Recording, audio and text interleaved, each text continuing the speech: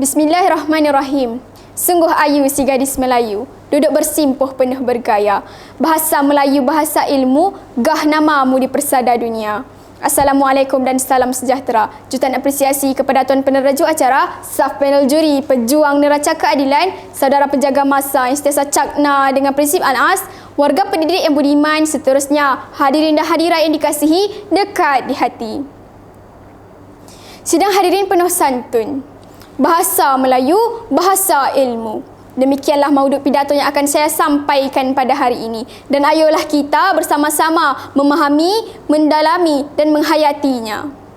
Berdasarkan Kamus Dewan edisi keempat, bahasa ilmu boleh ditakrifkan sebagai bahasa yang mempunyai ciri-ciri formal dan dapat mengungkapkan sesuatu konsep serta pemprosesan ilmu. Menurut Nik Safiah Karim 2006, bahasa Melayu harus boleh berfungsi sebagai bahasa akademik yang lengkap dengan laras-laras bahasa untuk memperkatakan pelbagai hal baharu dalam aneka bidang ilmu. Persoalannya mungkin terdetik dalam benak sidang hadirin sekalian. Mampukah bahasa Melayu menjadi bahasa ilmu yang boleh digunakan dalam pelbagai bidang ilmiah? Baiklah, hadirin sidang pendengar sekalian. Bicara pertama saya dalam konteks bahasa Melayu, bahasa peradaban. Melihat dari segi sejarah, bahasa Melayu di rantau ini telah digunakan dalam peradaban tinggi di istana dan di kota-kota. Bahasa Melayu telah digunakan sebagai bahasa perhubungan, perdagangan dan persuratan. Apabila memorabilia ini membawa kita ke ratusan tahun yang lampau, nyatalah bahasa Melayu sudah berfungsi sebagai lingua franca seawal abad ke-7 Masihi. Penggunaan bahasa Melayu dalam bidang sains dan sosial telah lama wujud. Malahan lebih awal daripada zaman kegemilangan Kerajaan Melayu Sriwijaya, Aceh dan Melaka. Hal ini dapat dibuktikan dengan jelas apabila kita meneliti catatan ilmuwan Inggeris seperti R.O. Winstead yang menunjukkan bahawa bahasa Melayu telah digunakan oleh pelbagai golongan daripada golongan marhain hingga ke golongan pendeta. Nah, bukti sudah ada di depan mata. Apakah kita belum yakin dengan kemampuan bahasa Melayu sebagai bahasa peradaban? Hadirin yang dihormati sekalian, mari kita telusuri indikator sains seterusnya, iaitu bahasa Melayu, bahasa intelektual. Bahasa Melayu ilmiah ini dapat dilihat melalui beberapa ciri umum, iaitu peristilahan, tata bahasa, laras dan lain-lain.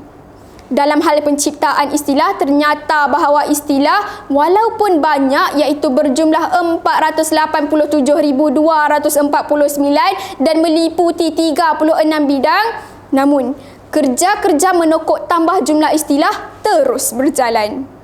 Telah banyak istilah baru masuk ke pangkuan bahasa Melayu dan atas dasar itu, bahasa Melayu memang layak menjadi bahasa ilmu. Dewasa ini, kosakata dalam bahasa Melayu ilmiah sudah bertambah banyak dan khusus sifatnya.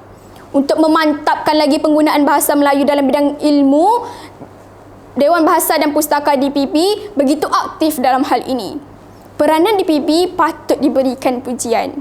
Setakat ini, DPP sudah berjaya menyelesaikan dan memenuhi permintaan buku-buku teks bagi sekolah-sekolah rendah, menengah dan pra-universiti. Buku-buku teks untuk institusi pengajian tinggi juga sudah berjalan dengan lancar. Terdapat dua langkah yang dibuat dalam hal ini. Pertama, bantuan tenaga pengajar daripada institusi pengajian tinggi dan menerbitkan karya-karya asal untuk diterbitkan bagi keperluan institusi pengajian tinggi. Untuk menyelesaikan masalah tersebut, DPB dengan sokongan akademik di universiti tempatan telah bekerjasama untuk mengenal pasti buku teks yang diperlukan di universiti dan yang ditulis dalam bahasa Inggeris.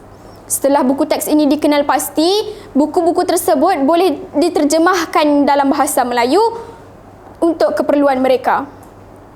Kedua, DPP juga menerbitkan karya asal dan hingga kini telah menghasilkan 700 buah buku untuk digunakan di institusi pengajian tinggi.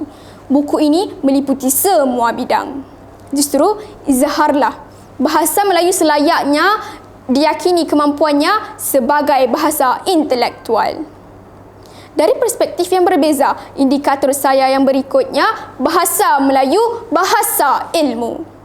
Isu bahasa Melayu yang tidak diyakini sebagai bahasa ilmu telah menjadi polemik sejak sekian lama. Bahasa Melayu dianggap tidak mampu menandingi atau setidaknya setaraf dengan bahasa Inggeris yang dikatakan sebagai bahasa ilmu. Krisis keyakinan ini berpunca daripada hujah yang mengatakan bahawa kebanyakan rujukan atau sumber ilmu adalah dalam bahasa Inggeris. Fenomena ini diburukkan lagi apabila terdapat segelintir masyarakat yang tiada iltizam untuk memartabatkan bahasa Melayu.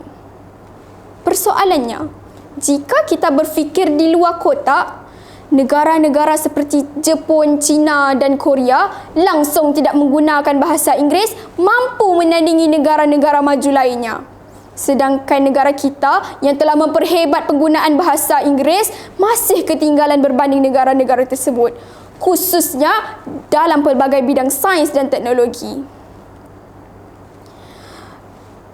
Ketua Gabungan Persatuan Penulis Nasional Gapena, Dr. Latif Bakar, menegaskan bahawa bahasa Melayu sememangnya boleh dijadikan bahasa ilmu apabila ia telah dijadikan sebagai bahasa penyelidikan dan dibukukan.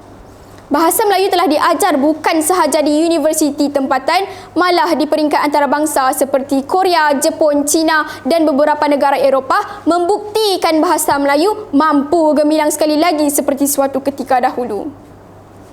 Intihannya, sudah terang lagi bersuluh bahawa bahasa Melayu adalah bahasa ilmu. Semoga kesedaran kita hari ini dapat menjulang kembali kegemilangan bahasa Melayu seperti yang pernah berlaku pada masa silam.